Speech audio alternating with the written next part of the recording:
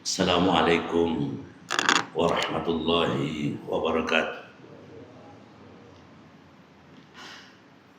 Alhamdulillah, alhamdulillahilladzi ja'ala hadha syahrun 'azim, syahrun mubarak, syahrul Qur'an, syahrul muasat, syahrun yazdadu fihi rizqil mu'min, syahrus siyam, syahrus sabr was-sabru thawabuhul jannah. Walhamdulillahilladzi ja'ala hadha ad-din ribatan matinan qawiyan baina qulubil muslimin. Walhamdulillahilladzi nahmaduhu wa nastahdihi wa nasta'inuhu wa nastaghfiruhu wa nastaghithu wa natubu ilaih. Wa asyhadu an la ilaha illallah wa asyhadu anna Muhammadan abduhu wa rasuluh al-mab'uts rahmatan lil alamin. Amma ba'd. Faqad qala jalla jalaluhu al-hajju asyhurun ma'lumat faman farada fihinna al-hajj fala rafasa wala fusuqa wala jidala fil hajj ila akhiril ayat.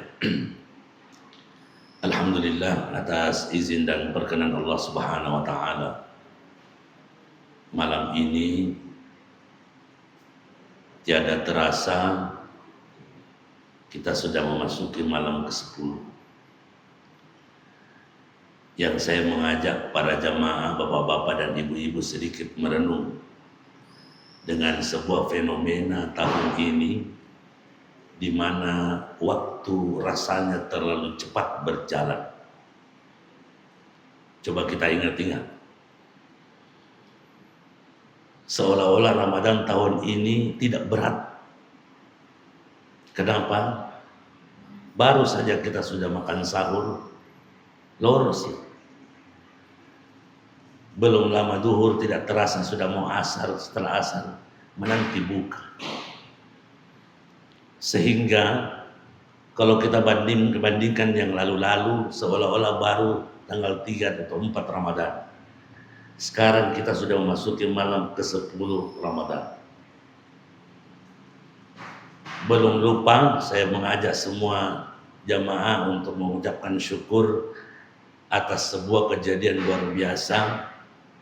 Kejadian yang tidak gampang karena harus menurunkan ego. Ada rasa yang harus ditahan bahwa 9 hari yang lalu diputuskan kita bersamaan berpuasa. Ini hadiah luar biasa untuk Ramadan tahun ini. Ada ego yang sedikit ditahan, ada pemaksaan kehendak yang sedikit dikurang-kurangi. Apapun itu, ini adalah sebuah berkah yang luar biasa. Tetapi kita masih tetap berharap-harap cemas. Memuari nama sama menemui tematu maleput. Karena di Sinjai ini ada masjid yang dipakai lebaran. Hari ini versi A, besok lebaran lagi versi B. Kasihan panitianya, 2 kali menyiapkan. Tidak usah saya sebutkan kecamatannya.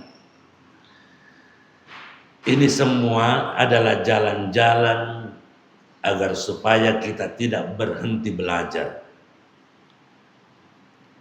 Ini agar supaya kita tidak berhenti menganalisa. Dalam ayat yang lain, wa'bud rabbaka hatta ya'tiyakal yaqin. Jangan berhenti menyembah Allah sampai kita yakin. Makna yang lain, jangan berhenti menyembah Allah letuk namatuk di tapungalatan. Artinya sampai kita melihat Allah, berarti kita menjadi ahli syurga. Dalam sebuah ungkapan ulama mengatakan laisa fi talabil ilmi sinnun yaqifu 'alaiha. Tidak ada istilah umur dalam menuntut ilmu. Kalau seandainya semua ilmu yang disampaikan dari awal Ramadan sampai hari ini bisa menjadi bekal mulia, maka kita menjadi orang yang sudah di atas segalanya ilmu kita.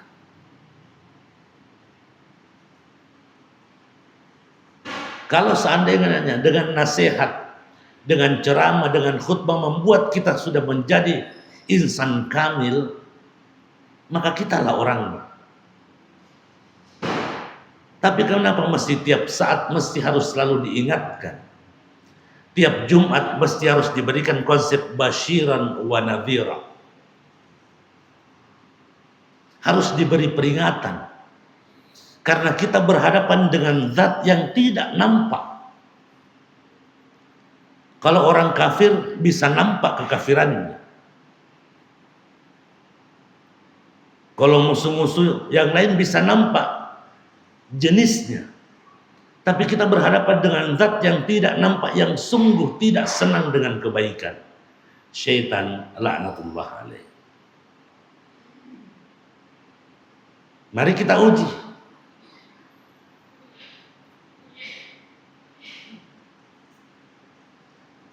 Salah satu dari hadis Abi Ibni Dunya menyampaikan, "Lau ya'lamun nasu ma fi hadzal syahri minal khairat la tamannau ay yakuna ramadana sanata kullaha."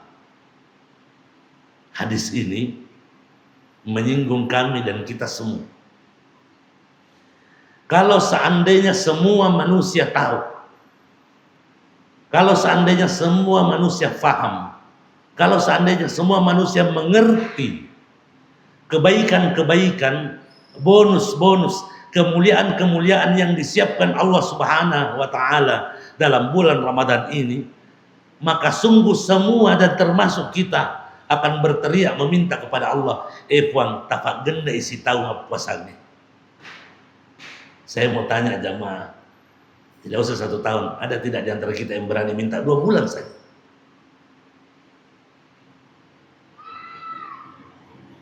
Atau setengah tahun? Apa yang terjadi? Baru mulai 1 Ramadan sudah ada yang bertanya tanggal siapa yang lepek. Padahal hadis ini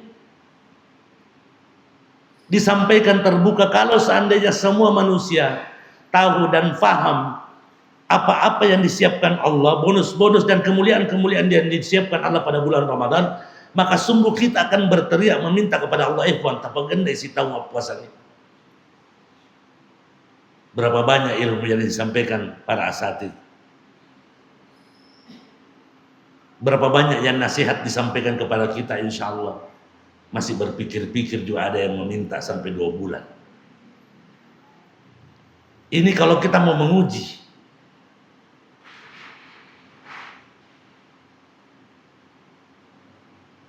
Maka sesuai dengan ayat yang tadi kami bacakan, yang diawali dengan bagaimana haji itu,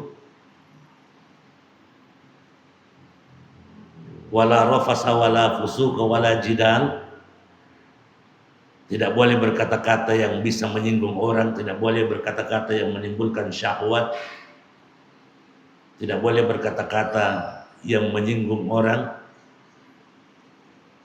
dan tidak boleh berbuat fasik, dan tidak boleh berbantah-bantahan. Lalu bagaimana kalau ada yang menyinggung kita, bagaimana kalau ada yang membuli kita, bagaimana kalau ada yang mempersekusi kita? Maka Allah mengingatkan, wa ma taf'alu min khairin ya'lamuhullah. Tidak ada sekecil apapun kebaikan yang luput dari perhatian Allah. Pertanda bahwa kalau kita berbuat kebaikan lalu meminta penghargaan dari orang, siap-siap sakit hati. Kalau kita berbuat sesuatu dan meminta untuk dipandang dan dinilai oleh orang, siap-siap sakit hati. Yang membuat kita sakit hati karena terlalu tinggi harapan daripada apa yang kita lakukan. Yang membuat kita sakit hati ketika berbeda apa pengharapan kita dengan kenyataan yang ada. Itu pertanda bahwa dunia ini ada yang atur, kehidupan kita ini ada yang atur, keluarga kita pun ada yang atur.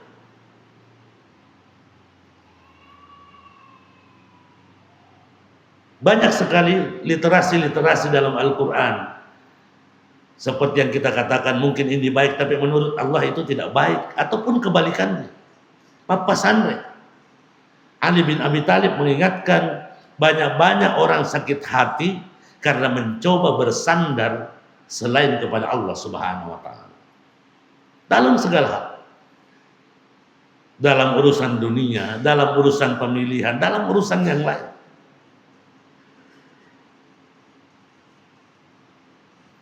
Fatazawwadu fa inna khairaz zadi taqwa. Ini yang kita mau titik beratkan malam ini. Perbekalilah dirimu. Dan ingat, sebaik-baik bekal yang tidak diragukan di sisi Allah, yang insya Allah ringan menghadapi pertanyaan-pertanyaannya Allah, ketakwaan. Di akhir ayat, "Wattaquni ya ulil albab." Bertakwalah kepadaku, wahai orang yang berakal. Maka syarat pertamanya untuk orang bertakwa mutlak harus memakai akal pada tempat.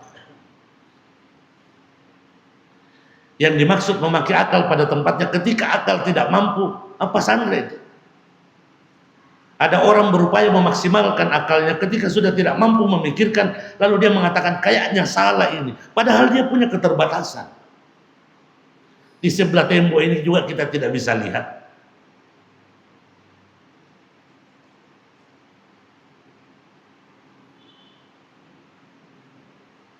Ini yang dimaksud takwa oriented, orientasi ketakwaan. Maka jika dalam 1 bulan lamanya Ramadan ini ketakwaan kita rasa-rasanya tidak bertambah, mesti rugi. Ada orang di akhir Ramadan 1445 Hijriah yang lalu, di akhir Ramadan meneteskan air mata meminta kepada Allah, ya Allah, puasa saya tidak maksimal, qiyamul lail saya, tarawih saya bolong-bolong. Saya punya uang tapi belum bersedekah, sementara ada orang miskin bersedekah. Ya Allah, tafalatuka dia puasa itu payment 1446 Hijriah. Belum sampai Ramadan ini Allah panggil menghadap. Mungkin bukan 1 orang, mungkin puluhan orang. Sementara kita yang hadir malam ini, mungkin mohon maaf, ada di antara kita tidak berdoa. Letuk sih di Ramadan. Mungkin tidak berdoa yang lalu. Artinya apa? Ramadan ini dirindukan oleh mereka yang merasa kekurangan. Di dalam hadis, as-salawatul khams wal jumu'atu ila al-jumu'ati wa ramadhanu ila ramadhana mukaffiratun lima bainahunna idza jutunibatil kaba'ir. Pallawangan antara 5 sumpajang, pallawangan antara Jumat yang lalu dengan Jumat ini, pallawangan antara Ramadan 1446 Hijriah yang lalu dengan 1446 ini, 45 dan 46 ini, ada proses pengguguran dosa. Syaratnya idza jutunibatil kaba'ir, selama dia menjauhkan diri dari dosa-dosa besar. Saya Al-Fakir ini sampai sekarang tidak bisa mendefinisikan mana dosa kecil, mana dosa besar. Kalau ibu-ibu, mohon maaf, saya tidak mengidentikan ibu-ibu, sebab bapak-bapak juga banyak yang terlibat. Kalau ibu-ibu berpikir bahwa saya ini tidak berzina, saya cuma bergosip, sehingga mungkin gosip itu lebih rendah dosanya ketimbang berzina atau mencuri atau merampok, dalam tata pikirannya. Tapi bagi kita yang pernah mengaji, Allah mengingatkan dalam Allah yaghtab ba'dukum ba'dha, ajak lalai musyarita ijakna si bawamu serem. Ini Allah tuliskan dalam Al-Quran. Lalu Allah bertanya setelah itu dan langsung menjawab, tidak perlu meminta jawaban kita. Ayuhibbu ahadukum ayyakula lahma akhihi maitan fakarihtumuhu.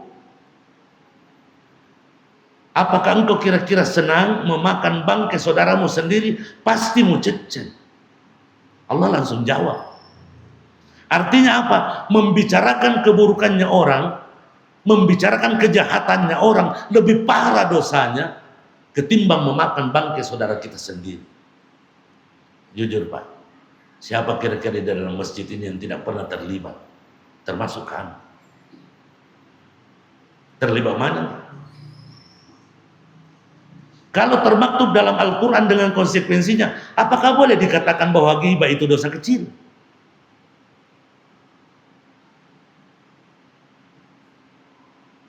Maka ini menjadi PR.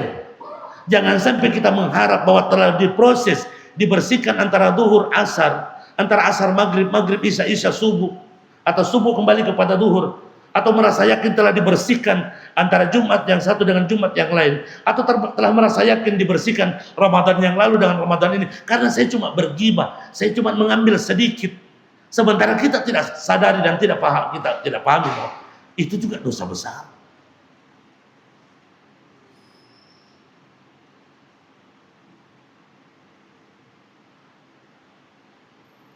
Ini menjadi PR bagi kita.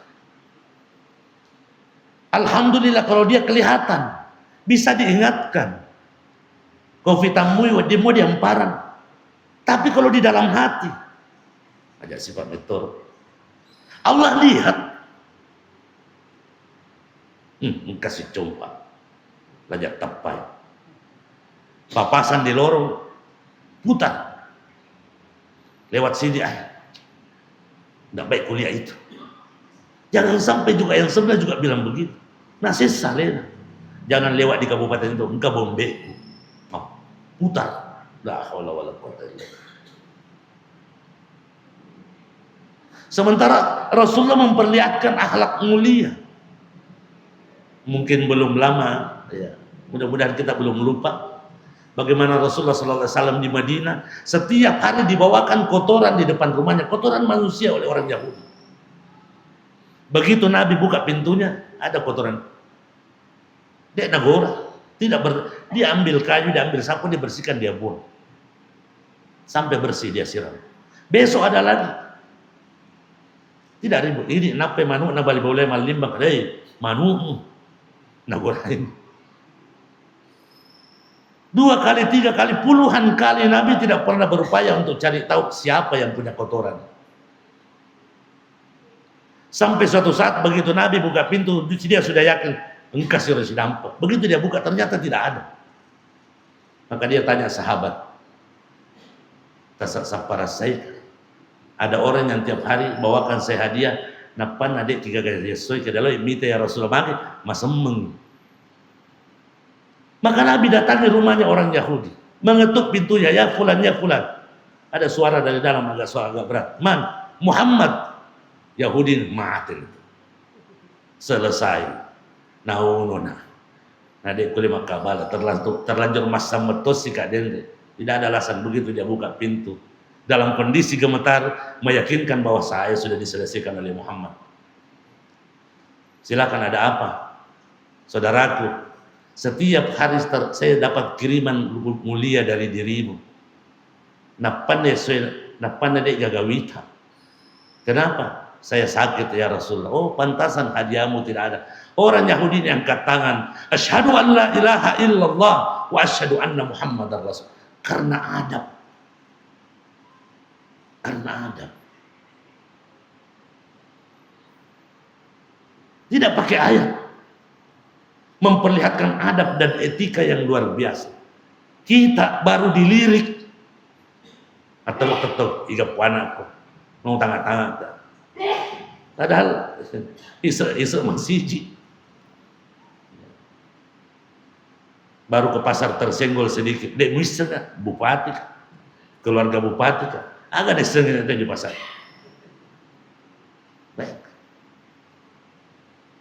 Maka bekal takwa ini mutlak. Karena Ramadan ini grade poinnya, poin tertingginya adalah takwa. Terakumulasi di dalam saling membantu, bulan sabar, bulan Al-Quran, orientasinya adalah takwa. Innama yataqabbalallahu minal muttaqin. Yang diperkenankan Allah, yang diterima oleh Allah, yang dimasukkan surganya Allah adalah orang yang bertakwa dengan segala bawaan-bawaannya. Saya mengulang kembali, Dari beberapa nasihat, 4 nasihat dalam buku Nasaihul Ibad, bagaimana Rasulullah SAW memberikan nasihat kepada Abu Dzar, dan mudah-mudahan itu menjadi nasihat bagi kita di awal-awal Ramadan. Abu Dzar Al-Ghifari, setelah didahului oleh kakaknya duluan masuk Islam, lalu beliau datang menghadap kepada Rasulullah, perjalanan jauh dari Ghifari ke Madinah, mengucapkan syahadat di depannya Rasulullah, lalu meminta kepada Rasulullah untuk ikut berjuang bersama. Rasulullah mengatakan, lisu. Maka Abu Dzar berpikir, bagaimana mungkin saya kembali? Nah, kampung saya 100% perampok, termasuk saya sebelum masuk Islam. Kalau saya kembali, maka saya akan bergabung dengan komunitas saya lagi. Tapi Rasulullah menyampaikan, kalau engkau tidak kembali, siapa yang menyebarkan Islam di Ghifar? Maka Abu Dzar duduk bersimpuh, ya Rasulullah, ansahani. Ya Rasulullah, nasihati saya, karena kemungkinan saya menjemput mati saya. Yang pertama saya hadapi adalah keluarga saya. Dakwah ini kan seperti ini, bukan musuh dulu, orang-orang terdekat. Begitu kita mencoba untuk berubah, keluarga paling mengejek, nah turuni kifam masih ada naupa diolo tumben nape bama teruk lupa iya diolo kamu pinanya taman masjid. Memang berat namanya bro. Urusan pernikahan, urusan kematian, siapa yang pertama mau didakwai? Keluarga. Kita selalu mengatakan sakinah mawaddah warahmah, tidak jadi kalau tidak ada elektron. Bayat.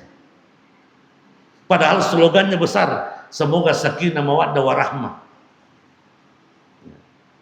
Dipanggil ustaz untuk ceramah, begitu ustaz pulang bunyi elektron, hilang pasti ceramahnya itu. Jadi aja nak apa topik ustaz buat ceramah, atau kalau bisa ceramah saja, tidak usah ada yang lain, kasihan juga. Ya.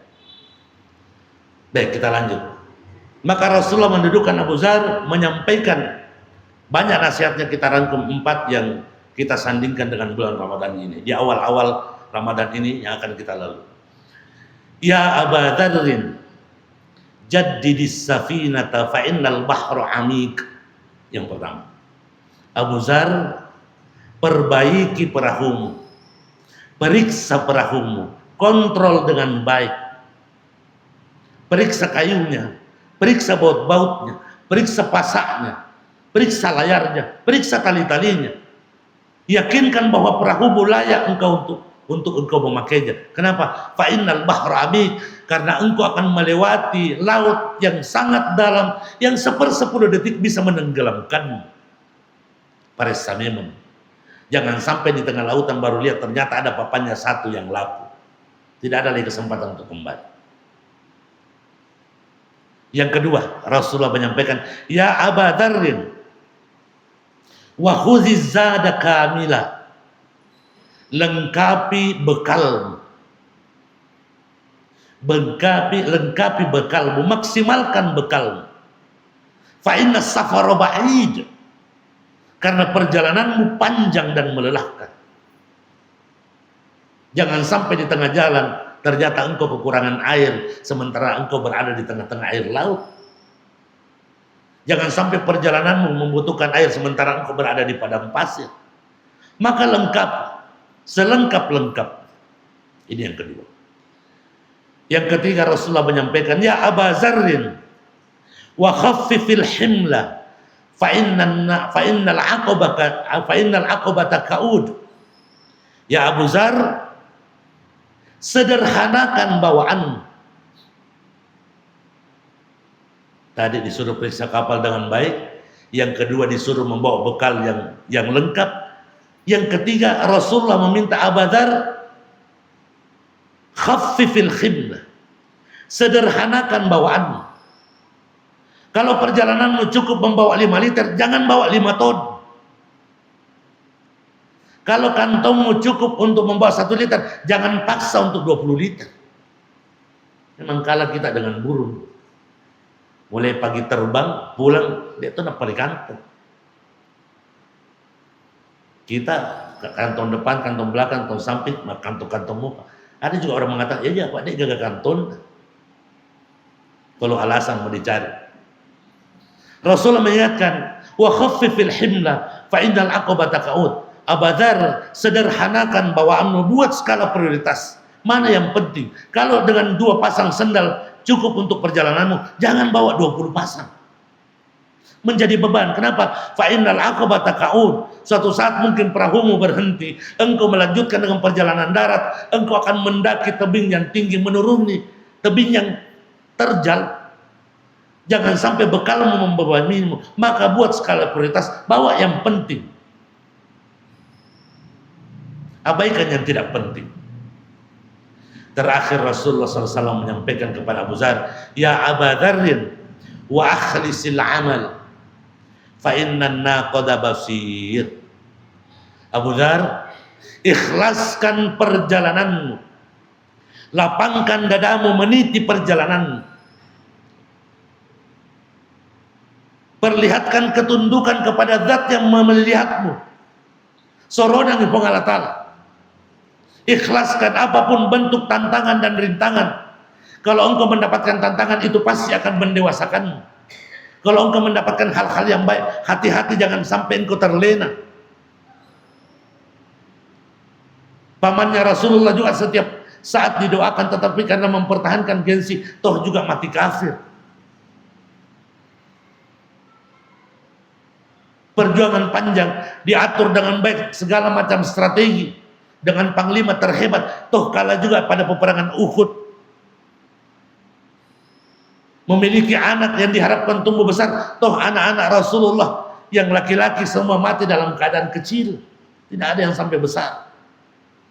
Yang kalau kita kembali ke agama, tidak layak lagi untuk ada yang mengklaim keturunan Rasulullah. Yang ada adalah keturunan Ali bin Abi Thalib. Kenapa? Anaknya Ali bin Abi Thalib, cucunya Rasul dari Siti Fatimah. Sementara ayat mengatakan nasab itu dari bapak. Selesai, tidak usah dipertentangkan. Habis berita-berita di televisi, kecuali menguntungkan berita-berita ribut semua antara Habib ini, Habib ini, Habib itu. Mari kita telusuri, jangan sampai keturunan Abu Jahal. 4 hal ini disuruh memperbaiki baik-baik yang akan dipakai perjalanan karena laut sangat dalam. Yang kedua, disuruh melengkapi bekal karena perjalanan sangat panjang. Yang ketiga, disuruh menyederhanakan bawaan kita. Karena kenapa? Jangan sampai itu akan membebanimu. Terakhir, wakhlisil amal, ikhlaskan semuanya. Ramadan ini ketika kita sandingkan dengan nasihat Rasulullah, perjalanan ini panjang. Kita tidak tahu di mana letaknya Lailatul Qadar. Tapi kalau kita menjaga kualitas dari awal sampai akhir, yakin 100% insya Allah kita dapat Lailatul Qadar itu. Tidak usah dicari, maksimalkan. Saya sampaikan di masjid-masjid lain, anak-anak muda, tidak usah disebut orang tua karena tidak ada yang terlibat. 11 bulan Allah berikan kesempatan main domeng, masa bapak gendai 10-2 bulan. 11 bulan Allah berikan kesempatan main game, nongkrong di warkop, ada tapak gendai 10-2 bulan. Orang-orang yang selalu gosip, 11 bulan Allah berikan kesempatan, masa Ramadan juga mau dibawa? Kemuliaannya luar biasa. Sholat isya kita barusan, sholat isya biasa, tapi menjadi luar biasa karena dia berada di bulan Ramadan. Langkah kaki kita masuk ke masjid dengan kaki kanan, langkah kaki biasa, tetapi menjadi luar biasa karena dilaksanakan pada bulan Ramadan. Mungkin kita menyapu-nyapu yang tidak pernah, tapi kita manfaatkan bahwa ini adalah memuliakan Ramadan. Pahalanya luar biasa. Membangunkan orang, membangunkan kerabat, mengetuk-ngetuk tetangga, atau mungkin menelpon karena dia belum ada di masjid. Mungkin hal biasa, tapi kebaikannya sangat luar biasa karena dia berada pada bulan Ramadan. Termasuk mendoakan orang tua kita yang telah mendahului kita. Doa kita mungkin doa biasa, tapi mulia karena bulan Ramadan. Termasuk mohon maaf, ada mungkin jamaah belum pernah ke saf depan. Coba sesekali di saf depan, supaya tahu kemuliaannya. Kalau kata kita jamaah dia karena diolok, dimun ditutup. Coba bersegera. Kalau kita datang di akhir azan, sesekali sebelum penganci ini azan kita sudah datang, supaya Allah melihat kita serius dengan Ramadan ini. Jangan sampai Ramadan ini adalah Ramadan terakhir kita. Karena cuma dengan itu kita bisa memaksimalkan Ramadan ini menjadi Ramadan yang paling baik sepanjang masa. Karena jangan sampai ini adalah Ramadan terakhir kita. Insya Allah kemuliaan demi kemuliaan akan kita dapatkan selama kita selalu melapangkan dada, kita mengikhlaskan segalanya. Ujian demi ujian datang, tapi yakinlah itu adalah cara Allah Subhanahu wa taala untuk membesarkan dan mendewasakan kita. Hadanallahu wa iyyakum ajmain wa lafu minkum. Wassalamualaikum warahmatullahi wabarakatuh.